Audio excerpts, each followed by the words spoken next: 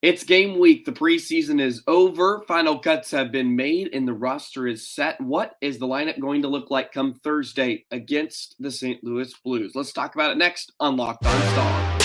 Your Locked On Stars, your daily podcast on the Dallas Stars.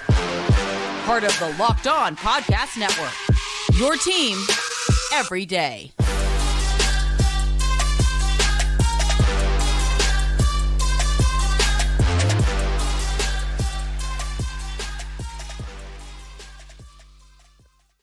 Howdy, everybody, and welcome back to another episode of Locked On Stars, part of the Locked On Podcast Network, your team every single day. I'm Joey Erickson, former producer of 105.3 The Fan and play-by-play voice of the Chippewa Steel. A pleasure to be with you once again this week, and it is finally here. Just a few more sleeps, and opening night will be underway at the American Airlines Center as the Dallas Stars take on the St. Louis Blues to open up their 2023-24 season. Very, very exciting stuff as the preseason is finally over and it is time to get the real games going.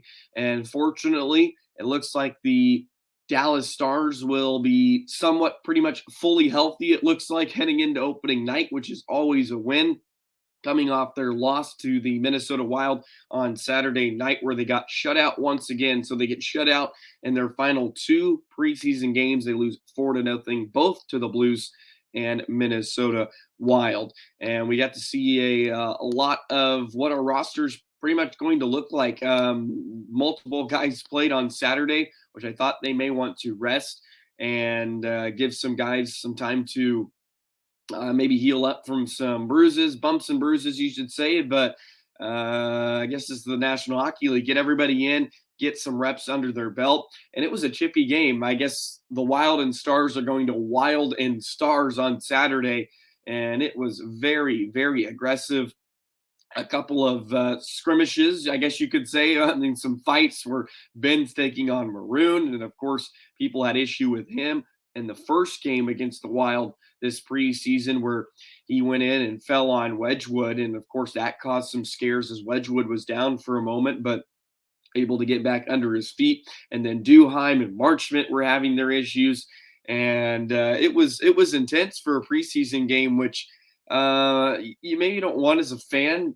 Don't want guys to get hurt right before the season's about to start. But hey, man, it's fun to see that intensity, and it will be fun. This rivalry just continues to intensify, and it'll be beefed up. And, of course, you ended their season a year ago, so they have plenty to fight for. But let's just talk a bit about the, I guess you could say, the overarching theme of the preseason, but today's episode is brought to you by Sleeper. Download the Sleeper app and use promo code LOCKEDONNHL to get up to $100 on your first deposit. Terms and conditions apply. See Sleeper's terms of use for details. Okay, all in all in the preseason, very, very successful. Coming off being shut out a couple of times is not fun, of course, but again, we saw an offense that produced at another high level, and you got a bit of everything from everybody. Great to see guys like Logan Stankoven, Matej Blumel, Maverick Bork all have big training camps and preseasons. And that's what we were expecting and we were hoping to look for, because that means the development process is going well and everybody's taking their next step. And they really, really fought for a spot on this opening night roster. And with a few of the injuries that were piling up, you may have got to see them come Thursday night. And we'll talk about it a bit more next. They did not make the roster right out of camp, or I should say right out of the preseason. They were loaned to the AHL. We'll talk about that in a moment, which is some good news too. Of course, you want to see them, but as I mentioned, I thought we were going to see Stankoven in the crew already down in the AHL to begin with.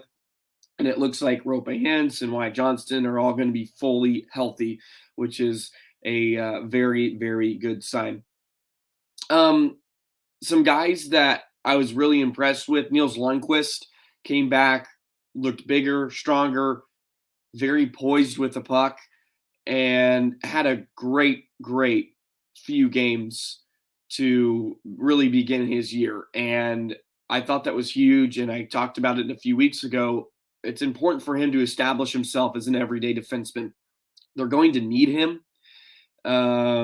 He's a right shot. Looks like he's going to pair nicely with Etzel Lindell, and he's mobile. You used a first-round pick for him, so you want him to play.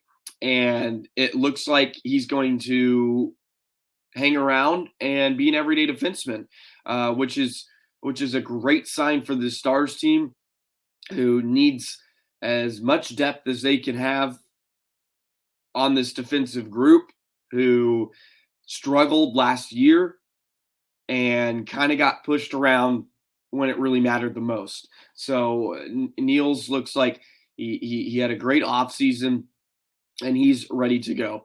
Also, Roope, or not Roope, I should say, Robo and Pavelski haven't really missed a beat. Seguin even played really well. He was very, very noticeable in the games that we were able to watch, of course. And Seguin, it looks like he's going to take another step, right? Because last year was great. He kind of was fully healthy for the first time than we've seen in 2 to 3 years. And now it's just another step in the right direction. And if Seguin can have somewhat of a year like Benn did last year, oh, that's going to be huge. It's going to be so big. He's such a great two-way player now. He takes care of his defensive zone, and he gets to play with Duchesne and Marchment, who I think is going to have another big year. Not another big year, but build off of last season, where he had a really nice start and never could find it again, unfortunately, because I think there's just so much quality in him, the way he plays, and he's so effective, and he has a little bit of that snarl, which I think the Stars need, and not afraid to get in your face and really mix it up with the opposition. And that line, the trio, it's just a perfect combination, I think.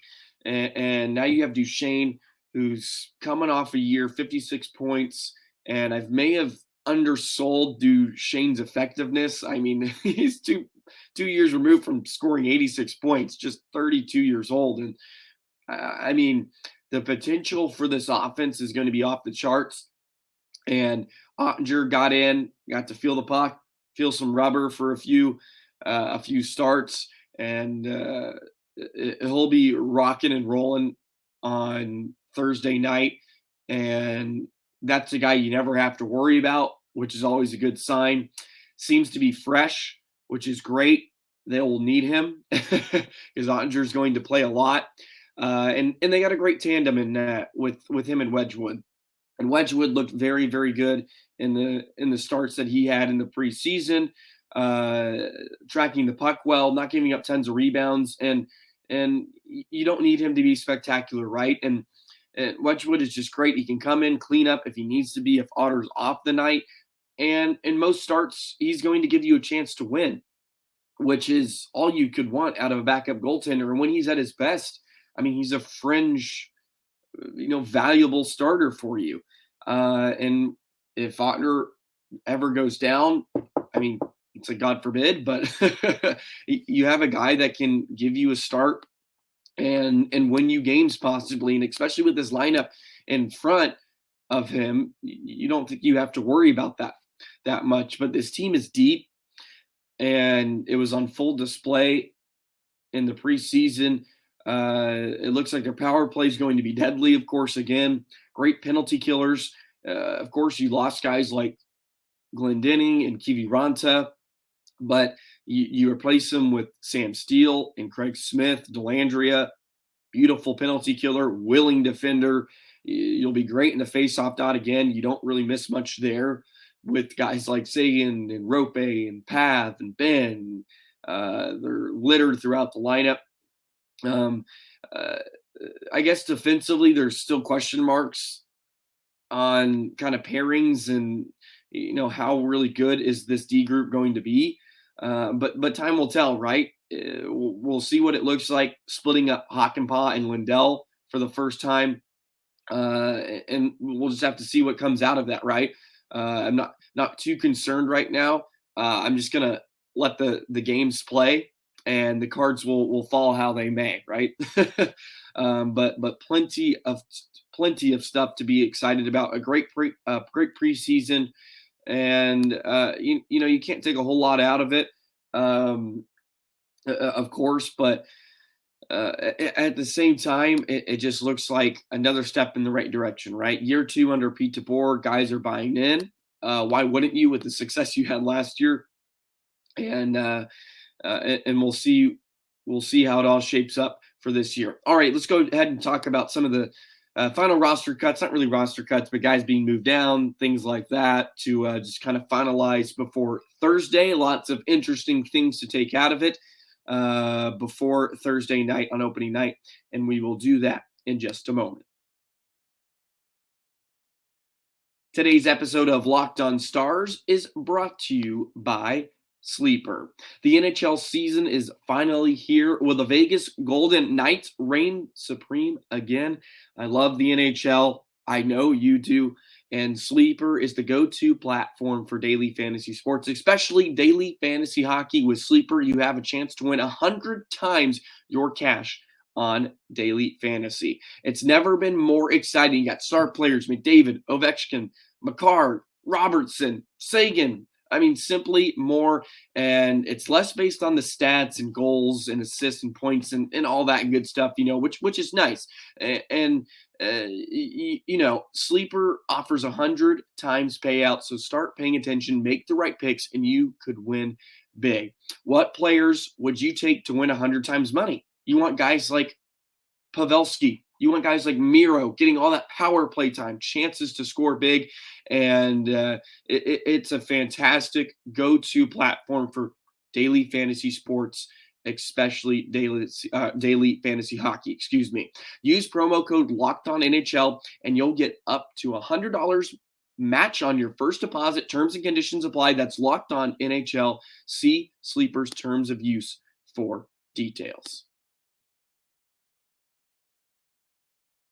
Already back here on Locked On Stars. Thank you so much for joining me for another week as we just continue to count down the days until puck drop on opening night. Man, I'm fired up to watch this team really get into some meaningful games and start to go to town. Be sure to stay tuned for more episodes throughout the week.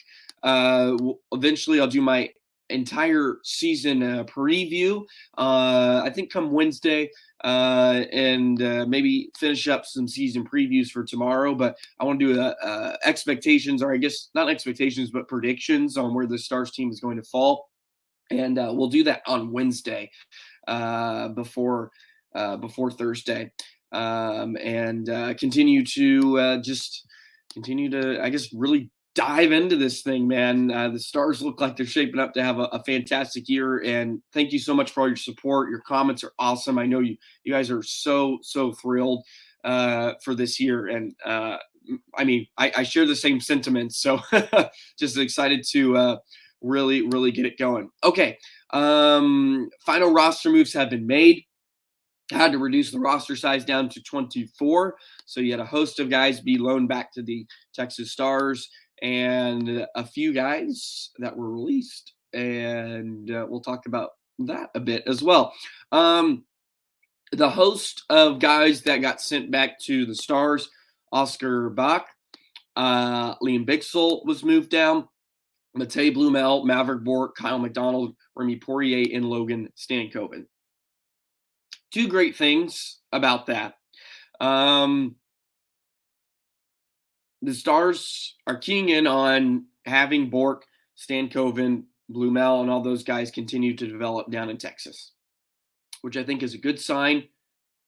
And as I talked about before, have them start there, or at least Stankoven. I know Bourque has already played games, and Blumel and all that, but have him play 40, 50 games, reevaluate from there. If he's lighting it up and you have some guys with the Stars that are just not producing at the level that you would want, not contributing like they're expected to, by all means, bring them up and let him shine because DeBoer already talked about it multiple times. He looks like he belongs. But right now it's about him trying to find a role because everybody plays a role. Is he going to be a great penalty killer? Is he going to be a great two-way forward? Is he just going to be a natural scorer? Can you use him on the penalty kill? Can you use him on the power play? Which all signs be told looks like he's going to be just fine on the man advantage. But you have to be an all-around player, and what DeBoer is looking for too, where he wants a guy that can take face-offs, reliable in the defensive zone. It's a different level that he's playing at, right? Coming right out of the WHL.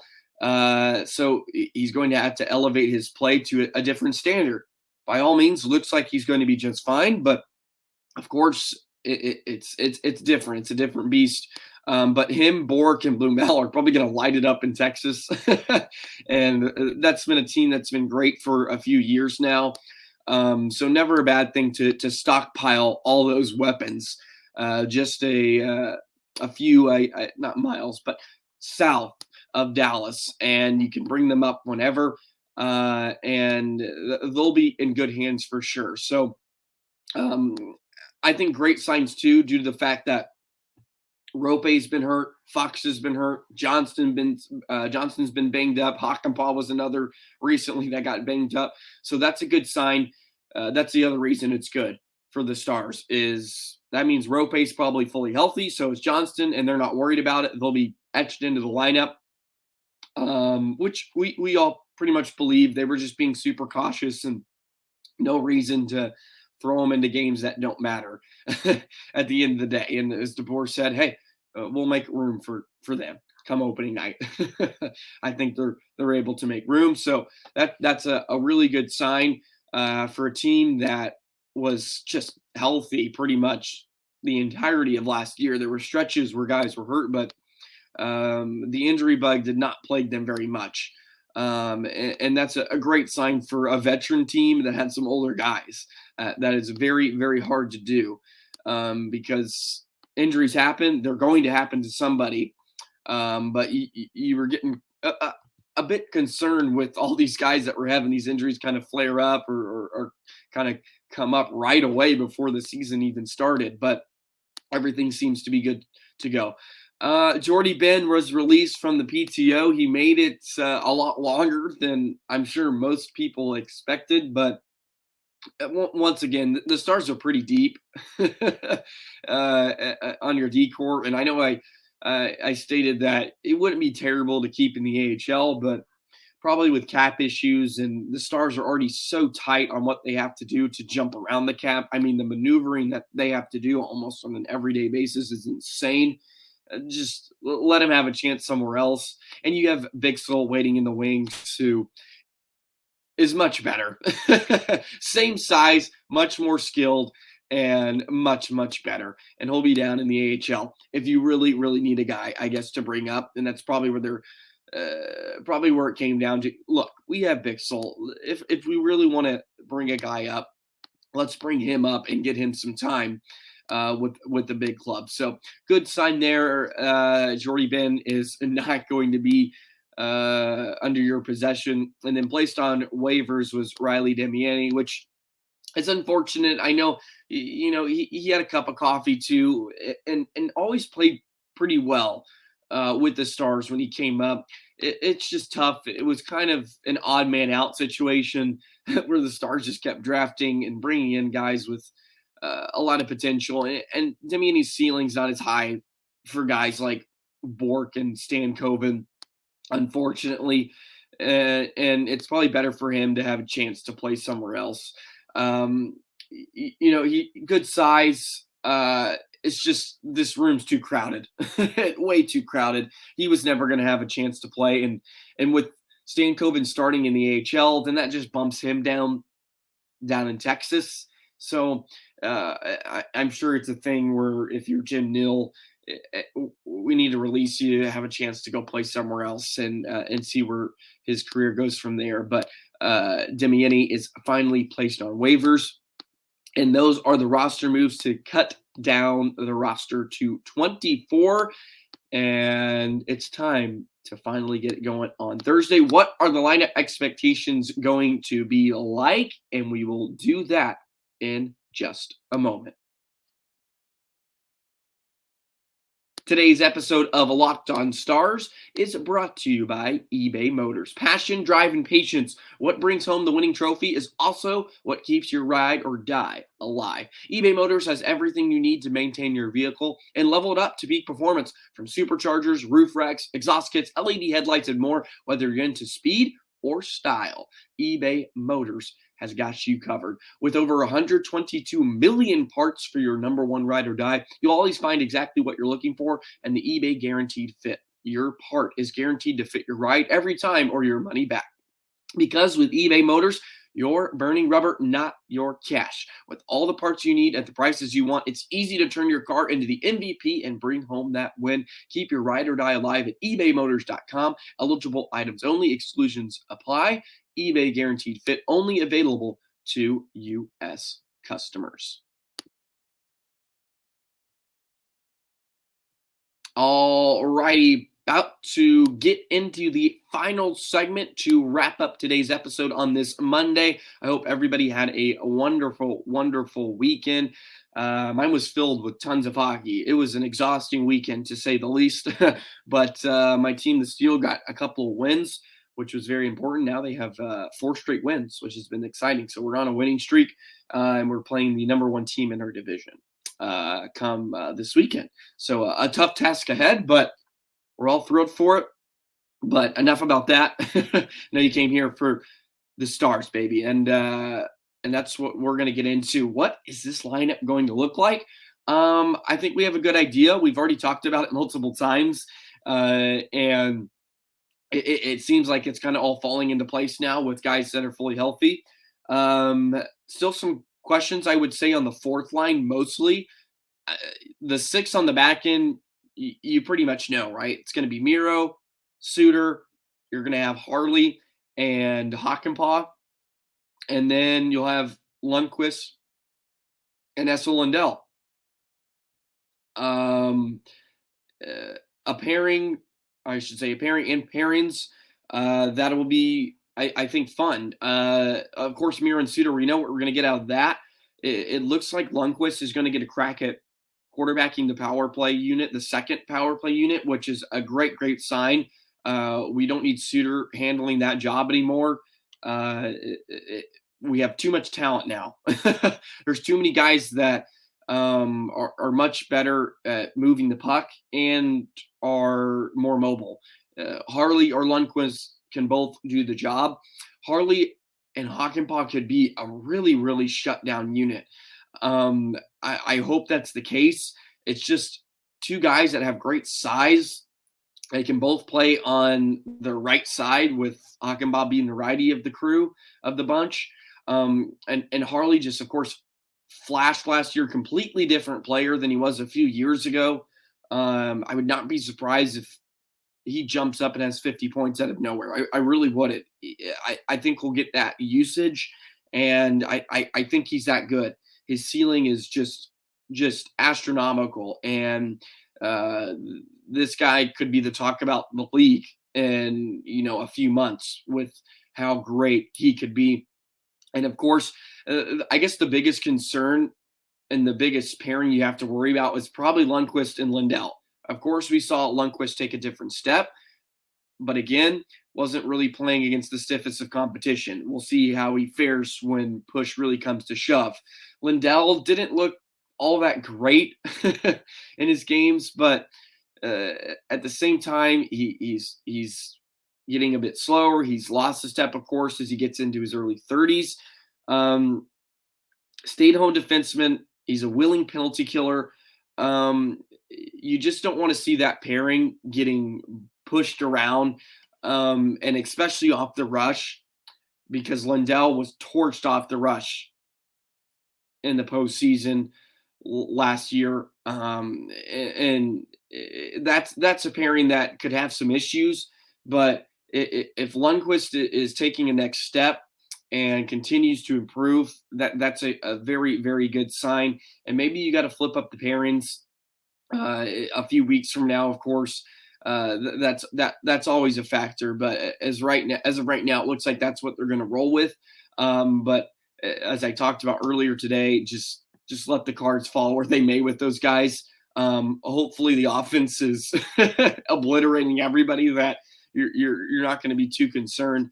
And of course, you have Otter in between the pipes, so that's always a nice safety valve for sure. Even though you want to take some pressure off of him because sometimes he was having to take a lot of weight on his shoulders. With the four groups, that top line is going to stay intact, of course. Roope Hintz, Pavelski, looks like Dadonov, Johnston, and Benn are all set. Marchment, Seguin, and Duchesne, which is really the key line in this whole thing. Because if that line just is consistent and stable for a full season, they could never find the trio or really not even the trio. They just can never find a great pairing with Seguin and Marchment until Domi came back, or until Domi came from the deadline. Then they finally had the crew they were looking for. But I think that's the key line to win the Stanley Cup. I really do. If that line just produces at a different level, this team is so good. They're going to be so tough to beat on a night in and night basis. And I mean, that's the key line to winning the Stanley Cup. I think it's as simple as that. As much as we can harp on the defense group, if you get production from that line at a different level, it's going to be so hard to beat this team. It's really the X factor. And oh man, it'll be so interesting and intriguing to see how that line plays come Thursday night. Very, very much an X factor. You can compete with anybody at this level. You can compete with the McDavids of the world and the McKinnons and all that if you have three lines that are all humming, which it looks like they can. And that is the X factor to finally putting them over the hump in the Western Conference Finals. They have the pieces to do it. Of course, it's all about executing, and some luck is involved, but you got to create some of your own luck. And then on the fourth line, who knows? A combination, Smith, Faksa, Dellandrea. Who knows what they think about Sam Steele, who I think is going to be very valuable to this Star squad. A guy that can kind of just plug and play, kind of be your Kiviranta style.